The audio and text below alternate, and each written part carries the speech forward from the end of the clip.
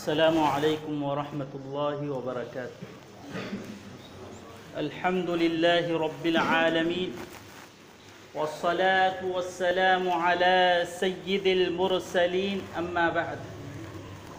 قال اللہ تبارک وتعالی یا ایہا الذین آمنوا لا تأکلوا اموالکم بینکم بالباطل إلا أن تكون تجارة عن تراض منكم ولا تقتلوا أنفسكم إن الله كان بكم رحيما۔ وقال النبي صلى الله عليه وسلم طلب كسب الحلال فريضة بعد الفريضة أو كما قال عليه الصلاة والسلام۔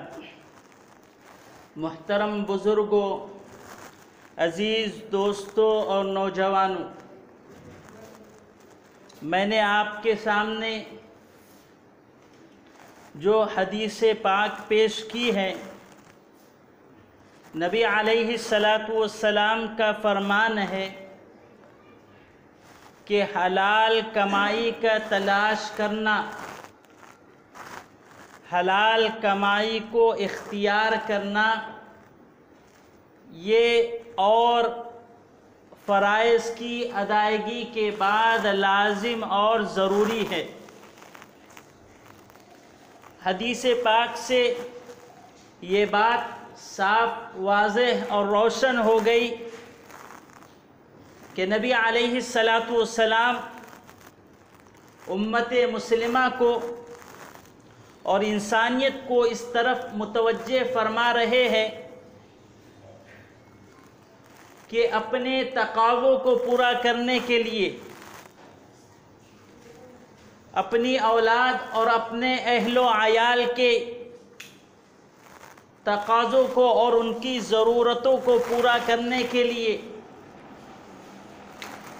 چاہے وہ رہائش کے لیے ہو، چاہے وہ پہننے اوڑھنے کے لیے ہو، چاہے وہ روزی اور غذا کے لیے ہو، کھانے پینے کے لیے ہو، فرمایا کہ اور فرائض کی ادائیگی کے بعد تمہارے ذمے حلال کمائی بھی ہے، جو اپنا بھی حق ہے، اپنی اولاد کا بھی حق ہے اور اپنے اہل و عیال کا بھی حق ہے کہ ان کو حلال کمائی اختیار کر کے ان کا گزر بسر پورا کرنا۔ اور یاد رکھیے کہ حلال میں برکت ہوتی ہے۔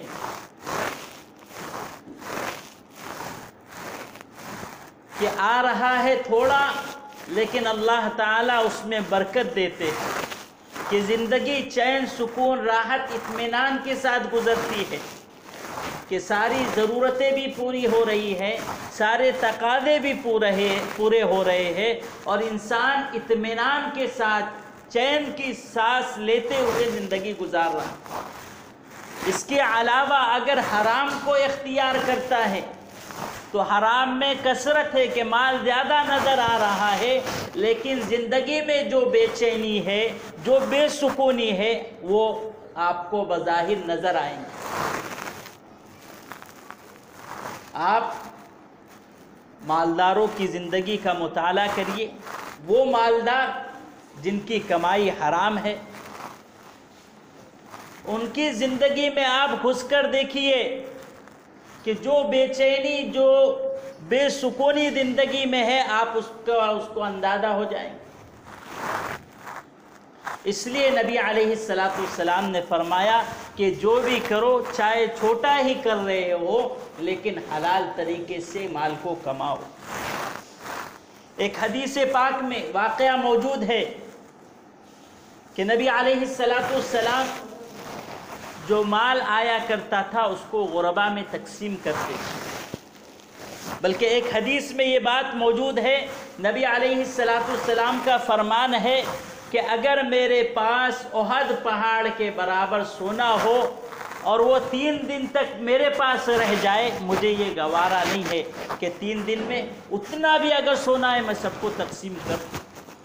تو نبی علیہ السلام کی یہ سوچ، یہ فکر تھی کہ جو بھی کچھ اپنے پاس آوے وہ غربا میں تقسیم ہو جائے۔ تو نبی علیہ السلام ایسے ہی جو ہے اموال کو تقسیم کر رہے تھے۔ نبی علیہ السلام کی نظر ایک صحابی رسول پر پڑی۔ وہ تندرست تھے، صحت مند تھے۔ نبی علیہ السلام نے دریافت فرمایا کہ آپ کے پاس کیا ہے؟ حقیقت تو یہ تھی کہ وہ بھی غریب ہی تھے۔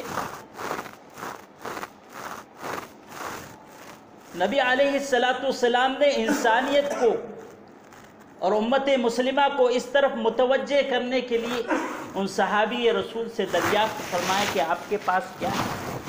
کہا کہ 2 چادر ہے اور ایک پیالہ ہے جس میں پانی پیتا، ضرورت کی چیز ہے۔ نبی علیہ السلام نے فرمایا کہ اس پیالے کو کون خریدے گا؟ 1 درہم کی بات ہوئی، 2 درہم کی بات ہوئی، تو 2 درہم میں وہ کسی صحابی کو دے دیا گیا، انہوں نے اس کو خرید لیا۔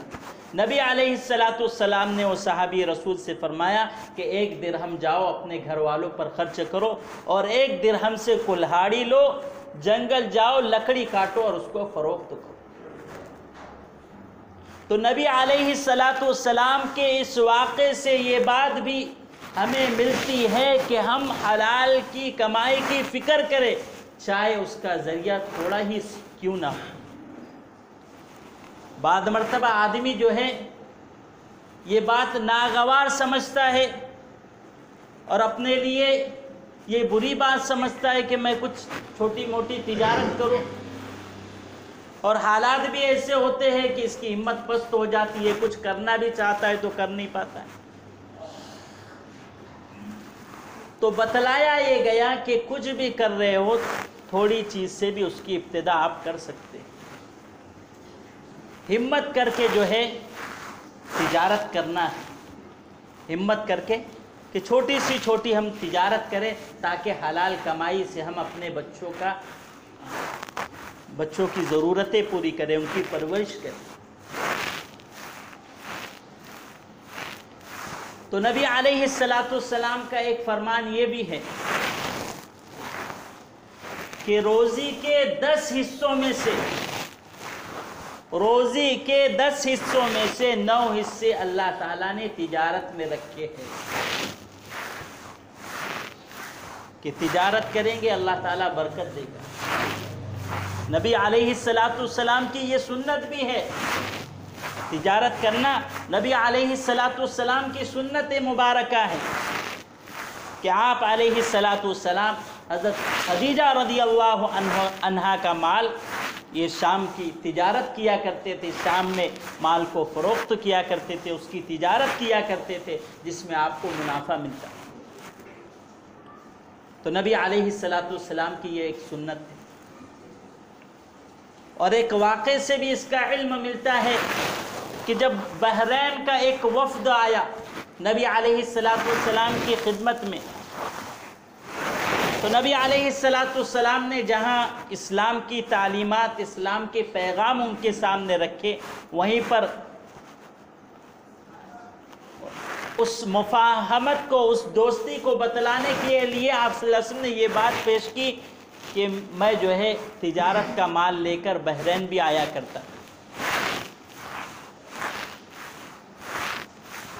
تو واقعہ یہ ملتا ہے کہ ایک صحابی رسول، غالباً عبداللہ ابن ابو الحمزہ رضی اللہ عنہ کا نام ہے، کہ ان کو یاد آ گیا کہ نبی علیہ السلام کی کچھ رقم جو ہے میرے پاس ہے، وہ دینا باقی ہے۔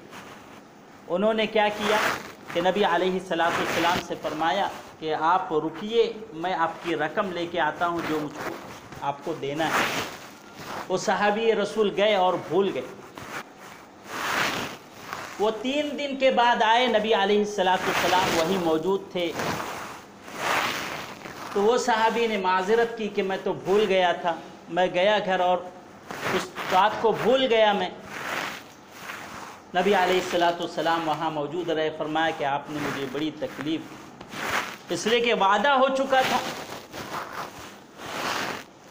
کہ انہوں نے وعدہ کیا تھا آپ یہاں رکیے، میں جو ہے آ کر آپ کا مال جو باقی رقم تھی وہ دے دوں گا۔ وہ بھول گئے، لیکن نبی علیہ السلام کو وعدے کا کتنا پاس اور لحاظ تھا کہ آپ وہیں رکتے رہے۔ تو بہرحال بتلانا مقصود یہ ہے کہ نبی علیہ السلام کی سنت مبارکہ ہے تجارت کرنا۔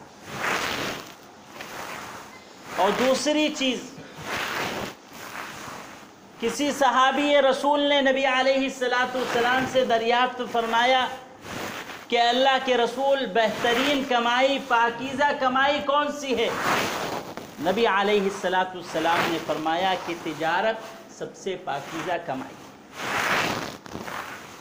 حضرت ابو بکر صدیق رضی اللہ عنہ یہ تجارت کیا کرتے تھے، بصرہ تک ان کی تجارت ہوا کرتی۔ اسی طریقے سے حضرت عمر فاروق رضی اللہ عنہ یہ تجارت کیا کرتے تھے، شام تک تجارت ہوتی تھی ان کی، ملک شام تک۔